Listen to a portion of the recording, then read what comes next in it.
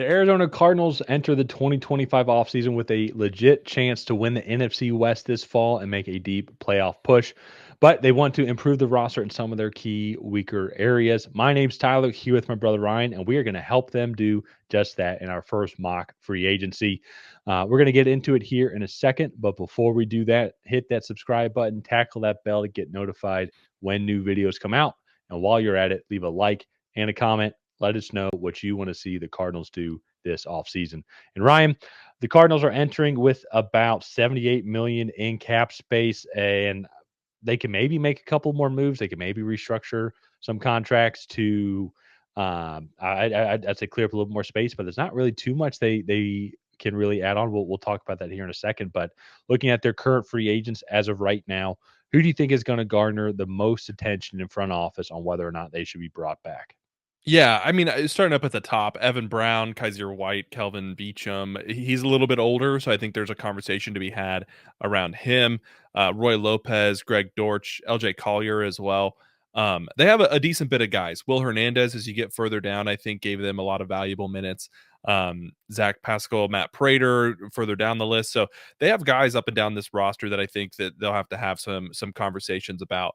Some of the guys on the lower end, maybe we won't necessarily talk about because a lot of times those guys are just replaced with contracts of similar value.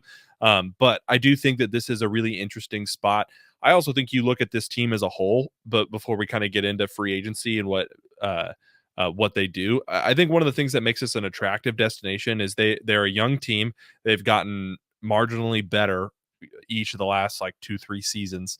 And you can see that progression there. They were leading the division at one point this past season. They just didn't quite have the experience and veteran leadership that you needed to kind of close things out. And so I feel like this team is on a really positive track, and I like what we've seen from them. So with that being said, let's go ahead and jump into some of the internal free agents. And so one of the first things that we do when we talk about internal free agency is just see if there's any cap space that we need to clear up. So they were crap. Well, I just undid all of our work, but that's okay. There wasn't that much to begin with. So if you look, like, you can clear up some cap space here or there. But like Jonah Williams, I thought was one that could potentially be cut. I don't feel like that will happen just because Kelvin Beachum is 36. And so I think just kind of looking at that is going to be something that we that probably, like, he won't be cut. Kelvin Beachum will probably not be re-signed. And so I think you can kind of continue to go down the list, and there just aren't a lot of guys that I would feel comfortable moving on from. Yeah, there's some guys, but this is still a relatively young team. They've been rebuilding as well, and so I think the best core group of guys are going to stick together. They're going to keep on improving, and they're going to bring back some of the guys here that to help keep this team going. And I think that starts off with bringing back some of the key offensive linemen here. And so that would be bringing back Will Hernandez to about $4.5 million over the next couple of years, and Evan Brown getting about the same amount. Um, I think it's crucial to keep this offensive line together, especially as one of the top rushing teams as well. And even too, I do believe Will Hernandez only played in about 5 or 6 games as of last year, so you can Yeah. get him back decently cheap, and still keep that same core group of guys around, especially too with Evan Brown. Evan Brown is a solid guard for the team here, and him and Paris Johnson work well together on that left side of the Yeah. line. And so, kind of with that as well, I think sticking with the offensive side of the ball, some other I would say cheaper deals. Like I think bring back Greg Dortch for a couple $1,000,000. Looks like he's a restricted free agent as well, and I think he's just a solid contributor overall to based on what his role is, and so. I do expect Marvin Harrison Jr. to take a big leap forward, especially statistically. He's on my dynasty team, so he better take a big step forward as well. But he's going to be that lead guy, followed by Trey McBride, and then Michael Wilson is going to be the third guy. So Greg Dortch is going to get that kind of fourth pass catcher role, especially too in kind of a run first team. When looking at it now, and I'm trying to remember also too off the top of my head, but I think offensive wise side, I think that's kind of set. You brought back some of Yeah. the key starters. Maybe you bring back some of these other guys for even lesser deals than Greg Dortch, some of the skill position players as well. Like looking and seeing maybe Zay Jones, Zach Pascal, but those guys' stats even last year were less than Greg Dortch, and Dortch, I think, is a better contributor overall, especially to what they're trying to do. So offensively, I think that's about a majority of the moves that I think that the Yeah. main moves they'll end up making. They'll bring back some smaller guys on some smaller deals. Obviously, that's what all those teams do to kind of fill out a roster, try and find some value. Yeah, no, I agree with that, and that leaves them with a good bit of cap space left. And then I think kind of flipping over to the defensive side of the ball, I remember the first one that we did was Kaiser White, bring him back. Was that on a $4.5 million a year deal also? I believe so. Let me double check here. It might actually be a tad more, but no, actually no. I think it was four and a Okay, half million as well. No, it was six. It was six. six for Okay, okay, yeah, 2 years for six, and so okay. six each. So bring them back as well. That one's going to be kind Mhm. of crucial. And then Uh, Roy Lopez was another guy on that defensive interior that we wanted to bring back as well. I believe that was a smaller deal, just like $3 million over two years as well. yeah. Just keep some continuity there. And then I believe that might have been it for the defensive side of the ball. Some of the main moves, and so Yeah. the secondary for Arizona's not bad. Buda Baker definitely brings them up, but then you still have Garrett Williams as your nickel corner though, and he was one of the top nickel corners in the league last year. You can maybe improve a little bit on the outside as well, like with Sean Murphy Bunting, and then you even have Sterling Thomas the fifth. Like not great, but not super poor either. And I think what's going to help everybody on the secondary is going to be focusing on that defensive line. And luckily, this is the good draft to do it. Cardinals only have 5 picks overall, but I do believe it'll be very defensive line heavy for them, especially too with where they're picking at 16. I think if they could go get a Kenneth Grant, I think that would be an amazing addition for this Cardinals team if he falls that far.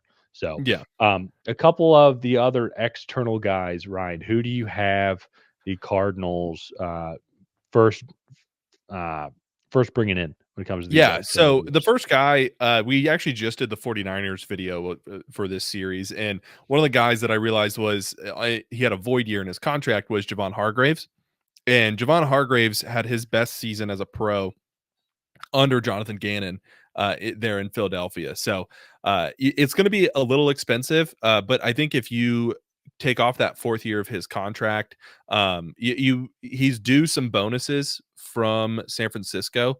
But honestly, I think if you just take on his contract, you give him 13 million a year.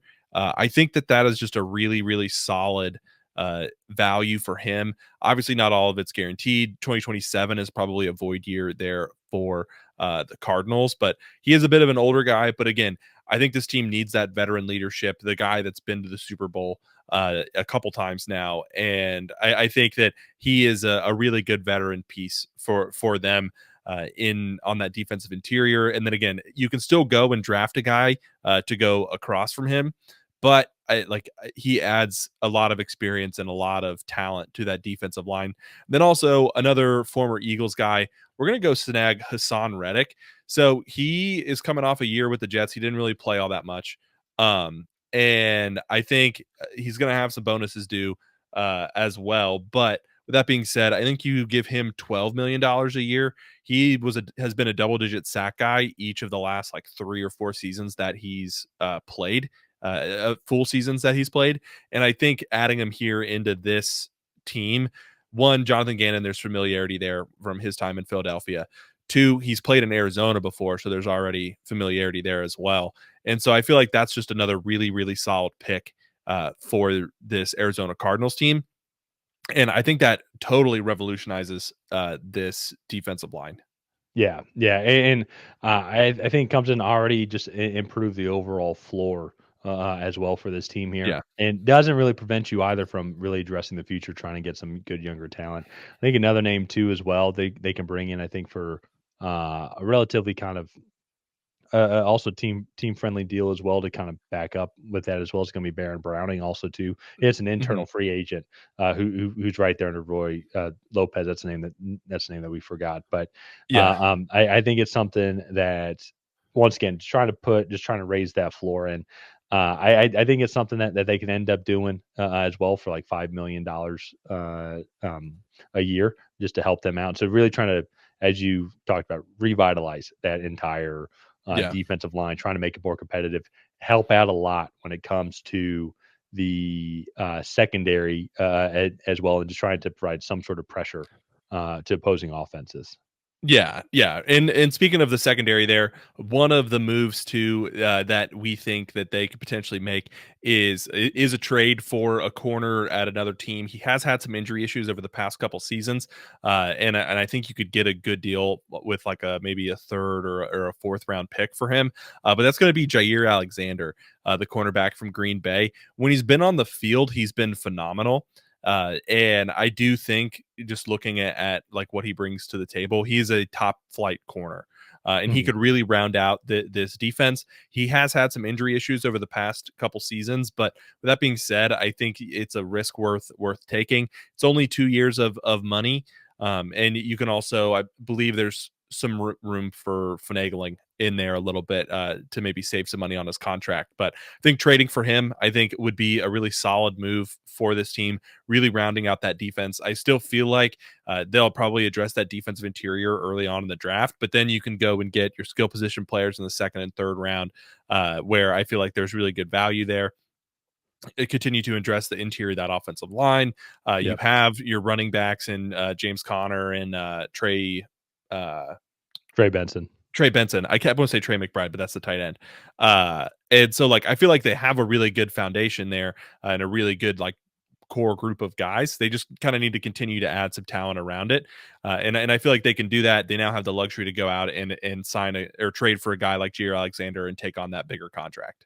Exactly. Yeah, and that's what when I look at this offseason, I mean, are they going to make some offensive additions? Yes, absolutely. But to me, I think it's defense, defense, defense. One of the things that's Mhm. really holding this team back is just their defensive liability, especially when it comes to that front defensive line. So here, make some big moves overall, and then even get more stout on the outside with a little bit of risk. But at the same time, though, I think it's worth it, even if you give up one of your third round picks here. Yes, you only have 5 picks, but I think bringing in Jair Alexander is well worth the risk to what he can provide this year and next year compared to what a third rounder this year would bring. And so, one Mhm. kind of final food for thought as well is I think our Cardinals might start thinking about the quarterback position in a way as well too. Kyler Murray. This is the last year with where there would be dead money if they moved on from him, and I don't think they would ever just cut him.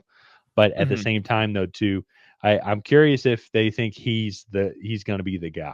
And when you go look at that, if you click on the 2026 tab there, and then scroll down a little bit to Kyler Murray, there's 35 million in cap space savings as of right there. If they would want to move on from him or trade him or figure out something with him, and supposedly the 2026 draft class quarterback wise is significantly better than what it is now. And so that's just kind of something food for thought when it comes to this draft class, sorry, to the free agency and then to this offseason. Is it's not that Kyler Murray's been bad, but if you're trying to win a Super Bowl, I just don't know if he can be the guy to take the Cardinals there.